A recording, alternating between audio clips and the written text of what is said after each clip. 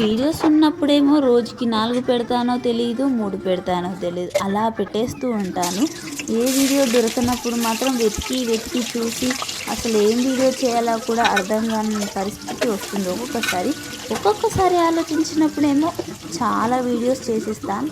అసలు ఒక్కటే రోజు 4-5 వీడియోస్ కూడా చేసేస్తాను. ఈ వీడియోస్తో ఒక్కొక్కసారి ఆలోచన అనేది ఎక్కడెక్కడనో అయిపోతుంది. ఏంటో మరి ఈ మధ్య ఆలోచన కుదురుతలేదు కూడా వీడియోస్ పెట్టడానికి. ఈ వీడియోస్ విషయానికి వస్తే మాత్రం ఆకుకూర పప్పు చేసుకుంటున్నా.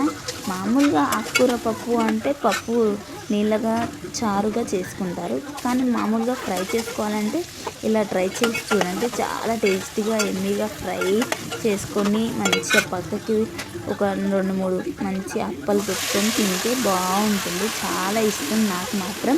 ఇలా ట్రై చేసి చూడండి. పప్పు వేసి చేశారంటే తోటకూర మాత్రం అద్రిపోతుంది. నాకు మాత్రం ఇలాంటివి చేసినప్పుడు అబ్బా నేనే చేశానా, ఇంత మంచి కుదిరిందా అనిపిస్తుంది.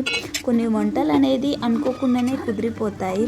మనం చేసే దాంట్లో ఉంటుందో ఏదన్నా పొరపాట్లో మంచి చేస్తామో తెలియదు, కానీ అప్పుడప్పుడు ఇలాంటి మంచి చూస్తే మాత్రం మనమే గొప్ప అనిపిస్తుంది.